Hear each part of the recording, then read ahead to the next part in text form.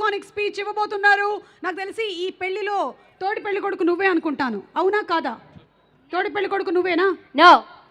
ఓ, మరి మీ క్యారెక్టర్ ఏంటో మేము తెలుసుకోవచ్చా? ఎస్. ఓకే. ప్రతి సంక్రాంతికి మీరు కూడా ఒక బ్లాక్ బస్టర్ హిట్ ఇవ్వాలి అని డిసైడ్ అయ్యారా? అలా ఏమీ లేదు, బట్ నేను కలిసి వచ్చింది. ఎస్.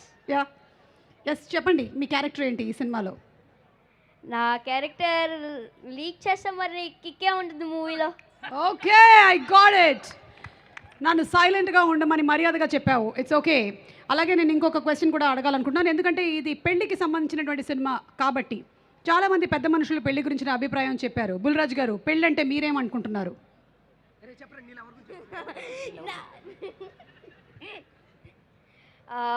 పెళ్ళంటే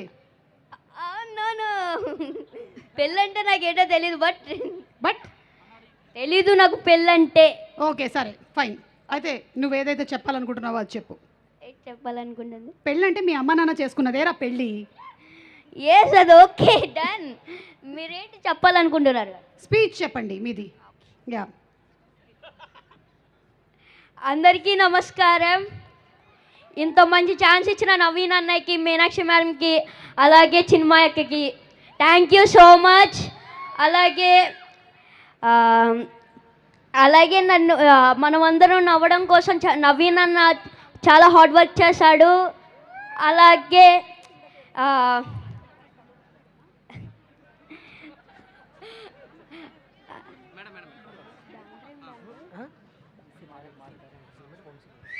సితారా ఎంటర్టైన్మెంట్స్కి నా స్పెషల్ థ్యాంక్స్. అలాగే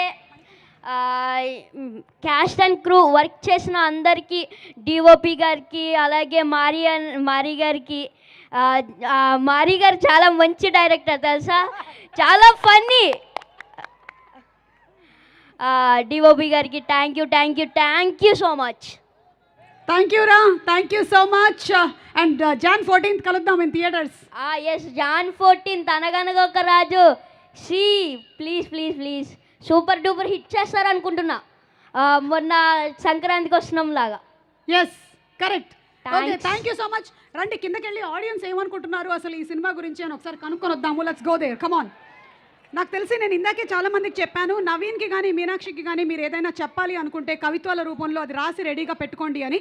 కొంతమంది రాసి రెడీ చేసి పెట్టినట్టున్నారు. నవీన్ ఇప్పుడే వినిపించబోతున్నాం. నవీన్ క్లోజప్